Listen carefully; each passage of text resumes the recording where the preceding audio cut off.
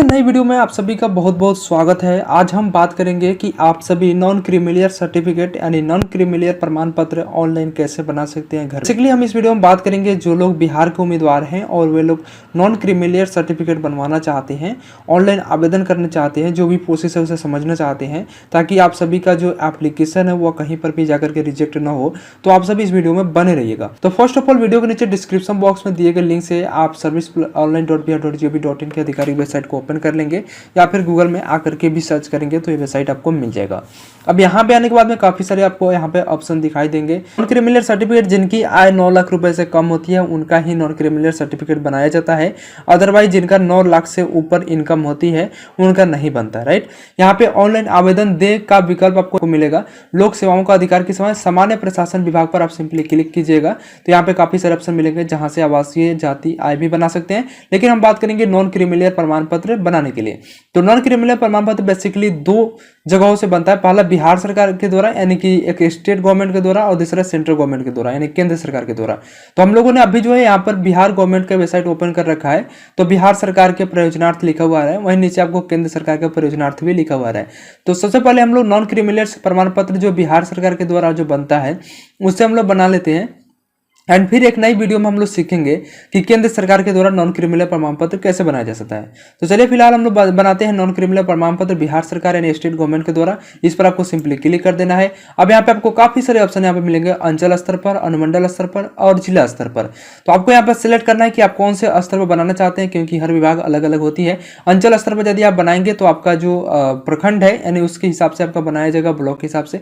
तो मैं फिलहाल अंचल स्तर पर ही क्लिक करता हूँ। इस प्रकार से आपका आवेदन फॉर्म ओपन होकर के आ चुका है।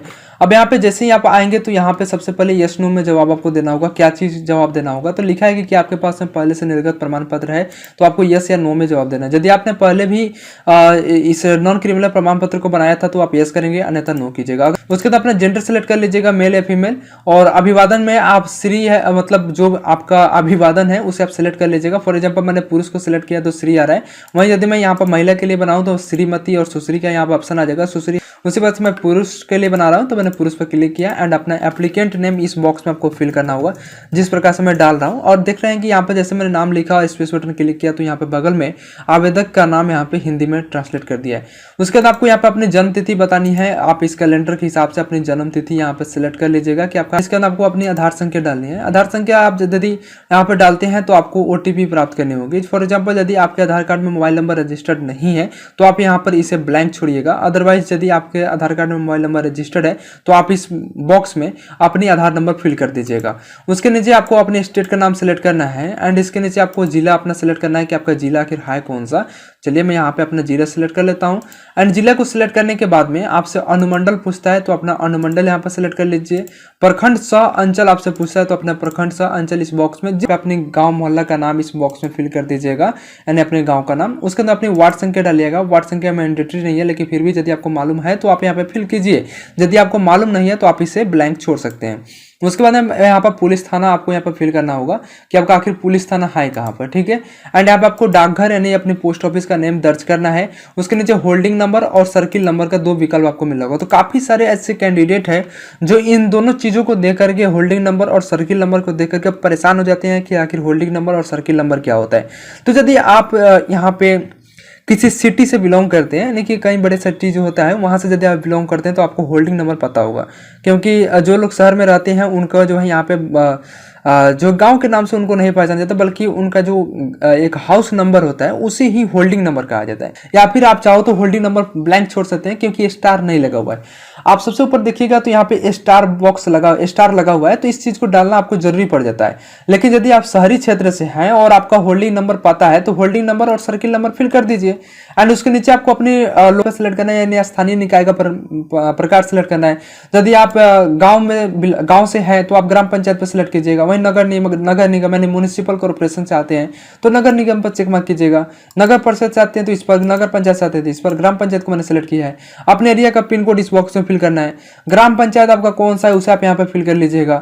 और ऊपर का जो पता है और नीचे का जो पता यानी कि जो आपका परमानेंट एड्रेस और टेम्पोररी एड्रेस दोनों यदि सेम है तो ये जो ऊपर जैसा जो लिखा गया है इस पर आप चेक मार्क कीजिएगा। यहाँ पे आपका सब कुछ आ जाता है। ठीक है, मैंने कुछ यहाँ पे चीजें नहीं लिखी है इसलिए यहाँ पे कुछ आपको ब्लैंक सा दिखाई दे रहा होगा। अब इसके नीचे आप आ जाएंगे जाएंगे तो यहाँ पे आपको धर्म सेलेक्ट करना होगा, यानी धर्म बताना होगा कि आखिर आपका धर्म क्या है। मैंने हिंदू लिख दिया है, यदि आप मुस्लिम है, सिख है, ईसाई है, जो भी है आप यहाँ पे अपने धर्म यहाँ पे सिलेक्ट कर दीजिएगा। अब आप अपनी कैटेगरी सेलेक्ट करना है। कैटेगरी में आपको BC1 और BC2 यानी OBC कैंडिडेट यहाँ पे अपनी अप्लाई करेंगे। SC ST के लिए जो है यहाँ पे नॉन क्रीमिलियर सर्टिफिकेट नहीं बनता, राइट। BC1 और BC2 यानी कि EBC कैंडिडेट व BC कैटेगरी के जो उम्मीदवार है इसके लिए आकर के आवेदन कर सकते हैं। मैंने अनुसूची 1 सेलेक्ट कर लिया है, उसके हिसाब से आपको अपनी कास्ट सेलेक्ट करनी है। जैसे जाति में आप देख सकते हैं कि यहाँ पे मैंने BC1 को सिलेक्ट किया है, यहाँ पे देख सकते हैं कि BC1 में कौन कौन से जाति आते हैं और आप यदि जाति के अंतर्गत है तो आपने सेलेक्ट कर लीजिएगा। और लोहारा एंड कर्मकार मैंने सेलेक्ट किया है, यह अत्यंत पिछड़ा वर्ग यानी अनुसूची 1 EBC यानी BC1 के लिए मैं अप्लाई कर रहा हूँ। और अदर यहाँ पे चेक मार्क करते हैं तो उसके हिसाब से आपको अपनी उपजाति, यदि आप में उपजाति है तो आप सेलेक्ट कर लीजिएगा। जैसे मैं आपको बताता हूँ, जैसे मैंने एक मुस्लिम कुछ है यहाँ पे, मैंने उस जाति को सिलेक्ट किया है। अब यहाँ पे देखेंगे कि उपजाति में भी आ रहा है, तो उपजाति आप जैसे सिलेक्ट करेंगे तो उपजाति में ये जो कैंडिडेट मतलब जो हमने जाति भी सिलेक्ट किया है उसका जो मेन क्रमांक जो है 112 है, वहीं उपजाति यानी सब कास्ट इनका A है और इनका उपजाति क्रमांक यहाँ पे आ चुका है, राइट। प्रोफेशन यानी कि अपना पेशा बताना है। यदि आप स्टूडेंट है तो आप स्टूडेंट यानी छात्र पर क्लिक कीजिएगा। आप यदि गवर्नमेंट एम्प्लॉय है, सरकारी सेवा में रहते हैं तो यहाँ पे आ जाइएगा। प्राइवेट सर्विस है, व्यापार है, किसान है, यदि आप फार्मर है सबसे बड़ी बात तो आप किसान पर सिलेक्ट कीजिएगा। यदि आप एक हाउसवाइफ है, यदि आप एक महिला है हाउस तो आप यहाँ पे सिलेक्ट कर लीजिएगा। और यदि आपको इनमें से कोई ऑप्शन नहीं मिला तो अदर पर क्लिक कर सकते हैं। मैं छात्र हूँ तो स्टूडेंट मैंने क्लिक किया है। अपने फादर्स नेम यहाँ पे आपको फिल करना होगा, जिस प्रकार से आप यहाँ पे देख सकते हैं मैं फिल कर रहा हूँ उसी प्रकार से आपको यहाँ पे डालना होता है। जैसे कि मैंने जैसे ही फादर्स नेम डाला और स्पेस बटन पर क्लिक किया तो पिता का नाम भी यहाँ पे हिंदी में ट्रांसलेट कर दिया है।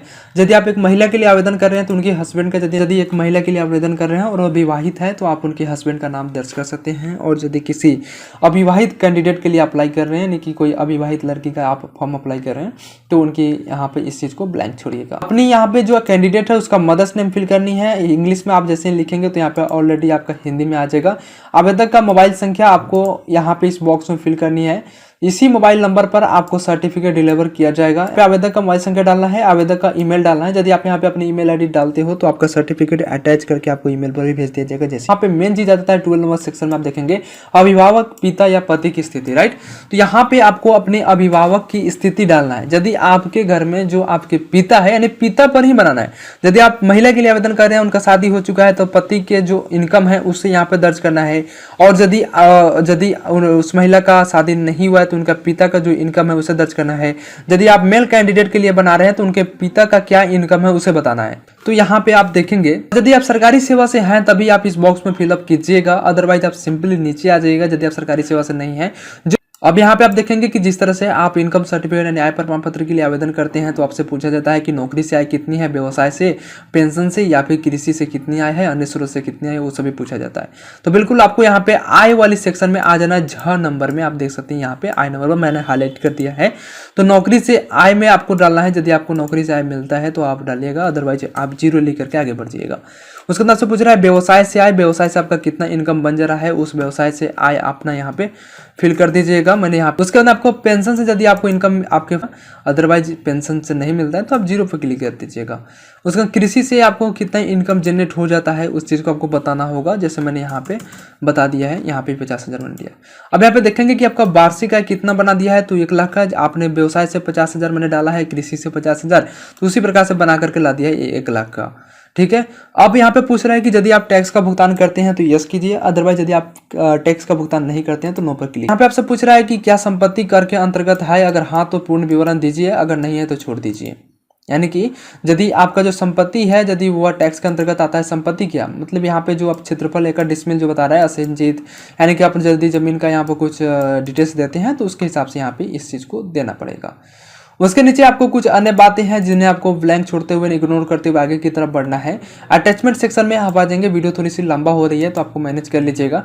संलग्न सेक्शन आपको मिलेगा यानी अटैचमेंट का, यहाँ पे आपको सबसे ऊपर आवेदक का शपथ पत्र पर सिलेक्शन रहेगा, आप इसे अनचेक नहीं कर सकते हैं। यदि अनचेक करते हैं तो आपका फॉर्म रिजेक्ट हो जाएगा।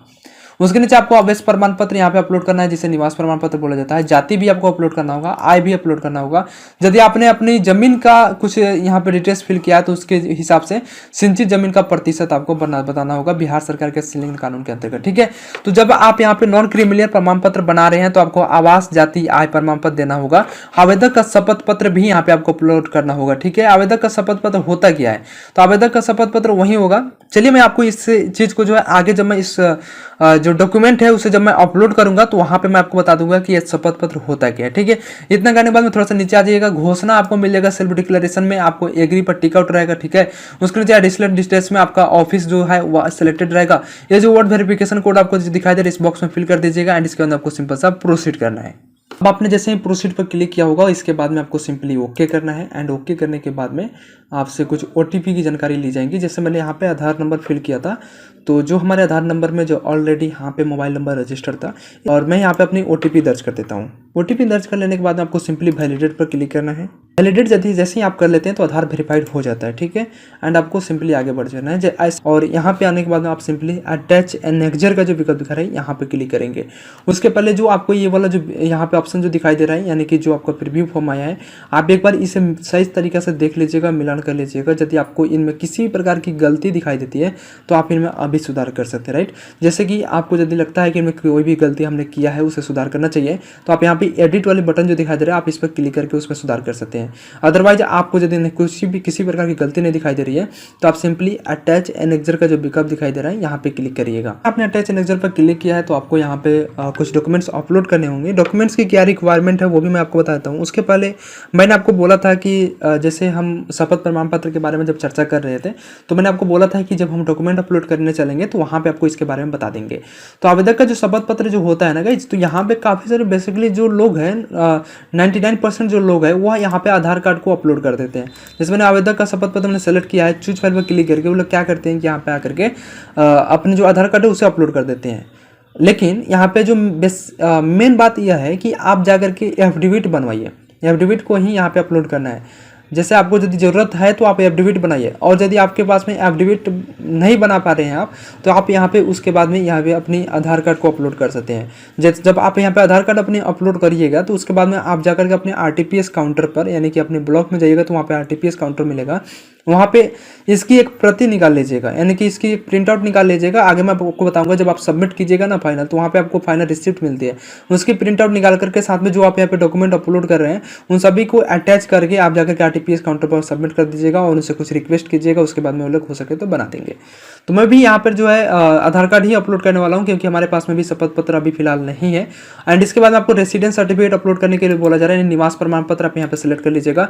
उसका अंदर इनकम सर्टिफिकेट में आय प्रमाण पत्र यहाँ पे सिलेक्ट कीजिएगा। कास्ट सर्टिफिकेट जो है बीसी ईबीसी यहाँ पे लिखा हुआ आ रहा है, देख सकते हैं कि कास्ट सर्टिफिकेट ईबीसी और ईबीसी के लिए लगेगा, जाति प्रमाण पत्र। और बेसिकली ये चीज़ें जो है बीसी और ईबीसी के लिए ही बनाए जा रहे हैं। एंड इतना करने के बाद आप चूज फाइल पर क्लिक करके एक एक करके सभी डॉक्यूमेंट्स को अपलोड कर दीजिएगा। एंड इसके बाद आपको सिंपल सा सेव एनेक्जर पर क्लिक करना है। मैंने एक बात बता दूं, जो भी आप डॉक्यूमेंट्स यहाँ पर अपलोड कर रहे हैं वो जेपीजी या फिर पीडीएफ फॉर्मेट में आप अपलोड कर सकते हैं और उसकी जो मैक्सिमम जो साइज होगी वो 200 KB की होगी। इसलिए आप जो भी डॉक्यूमेंट्स है आप उसकी साइज जो है 200 KB बना लीजिए और उसके बाद में अपलोड कीजिए। एंड इसके बाद आपको सिंपली सेव एनेक्जर पर क्लिक करना है। इसके बाद आपका डॉक्यूमेंट जो यहाँ पे सेव हो जाएगा। मैंने यहाँ पे पूरी के पूरे डॉक्यूमेंट्स यहाँ पे अपलोड कर दिया है और इस प्रकार से आपको यहाँ पे विकल्प दिखाई दे रहा होगा, यानी प्रीव्यू फॉर्म फिर से आ जाएगा। एंड यहाँ पे आपको एक सबमिट का विकल्प दिखाई देगा तो सिंपली आप सबमिट पर क्लिक कीजिएगा। उसके पहले यहाँ पे जो भी आपने यहाँ पे डॉक्यूमेंट्स अपलोड किया आप एक बारी बारी करके आप इनसे चेक भी कर सकते हैं। जैसे आपने सबमिट पर क्लिक किया इसके बाद आपको इस प्रकार से देख सकते हैं कि ये वाला रिसिप्ट जो है आपको मिल जाता है। एंड यहाँ पे जिसे आवेदन पावती बोला जाता है, यहाँ पे आपको आवेदन संख्या आपको मिल जाता है, जिससे आवेदन संख्या की मदद से आप अपने सर्टिफिकेट को डाउनलोड कर सकते हैं। आप इस सर्टिफिकेट की जो स्टेटस है उसे ट्रैक कर पाएंगे, राइट। प्रिंट करना चाहते हैं या फिर इसके जो है सेव करना चाहते हैं, इसके लिए आपको एक्सपोर्ट टू पीडीएफ का जो ऑप्शन दिखाई दे रहा है सिंपली आपको इस पर क्लिक करना होगा। जैसे आप इसे पर क्लिक करते हैं तो आपका ये फॉर्मेट डाउनलोड होकर के आपकी स्क्रीन पर आ जाता है। तो आप इन प्रक्रिया को फॉलो करते हुए नॉन क्रिमिनल सर्टिफिकेट के लिए आप आवेदन कर सकते हैं। साथ में मैंने आपको बोला था कि आप सर्टिफिकेट डाउनलोड करने का भी मैं प्रोसेस बताऊंगा। तो इसके लिए अगर आपको फिर से होम पेज पे आ जानी है, यहाँ पे आने बाद में सर्टिफिकेट डाउनलोड करेगा जो विकल्प आपको दिखाई दे रहा है नागरिक अनुभाग में, यहीं पे आपको आवेदन की स्थिति देखे जो दिखाई दे रहा है, इस पर आप क्लिक क्लिक कीजिएगा तो आपको आवेदन का स्टेटस पता चल जाएगा। मैं यहाँ पर सर्टिफिकेट डाउनलोड करे पर क्लिक करता हूँ। जैसे मैंने यहाँ पर सर्टिफिकेट डाउनलोड करे पर मैंने क्लिक किया है, इसके बाद में आप यहाँ पे आ जाइएगा। एप्लीकेंट रेफरेंस नंबर जो है आपका यहाँ पे डाल करके एप्लीकेंट नेम डाल दीजिएगा एंड इसके बाद आपको डाउनलोड सर्टिफिकेट पर क्लिक करना है। इसके बाद में आपका सर्टिफिकेट डाउनलोड होकर के आ जाएगा। तो उम्मीद करूँगा ये वीडियो आपको पसंद आएगा और इस प्रकार की और भी वीडियो देखना चाहते हैं तो चैनल को सब्सक्राइब कर लीजिए। मिलते हैं इंटरेस्टिंग वीडियो साथ एक नेक्स्ट वीडियो में।